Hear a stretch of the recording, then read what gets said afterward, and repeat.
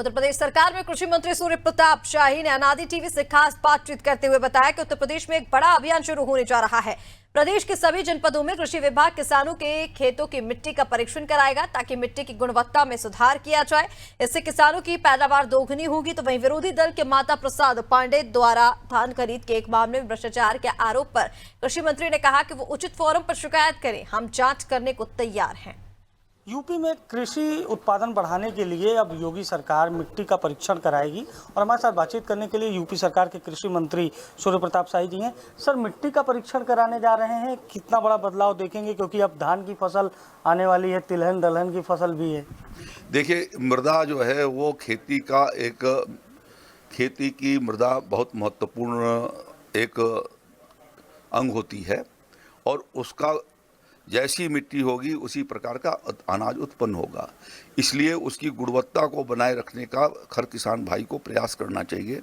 और आदरणीय प्रधानमंत्री जी ने 2013 में राजस्थान के किसानों की सभा में कहा था कि धरती माँ बीमार हो गई है और धरती माँ को भी ठीक किए जाने के लिए हम सब लोगों को मिल करके प्रयास करना चाहिए।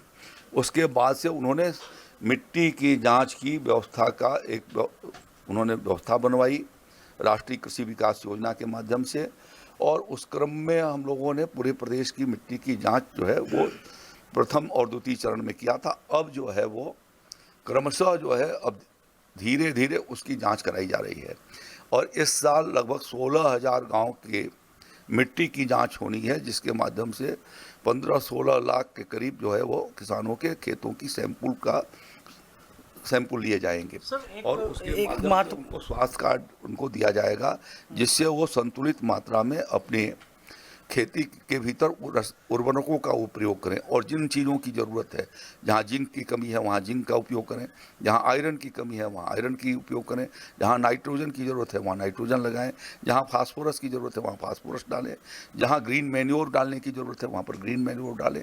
तो यदि ये करेंगे तो जा करके उनकी जीवांश कार्बन और मिट्टी की गुणवत्ता बढ़ पाएगी। इस नाते कल एक बृहद अभियान पूरे प्रदेश के सभी 75 जनपदों के भीतर हमारे अधिकारी और कर्मचारी और वैज्ञानिक जाएंगे और वहाँ से उनके खेतों से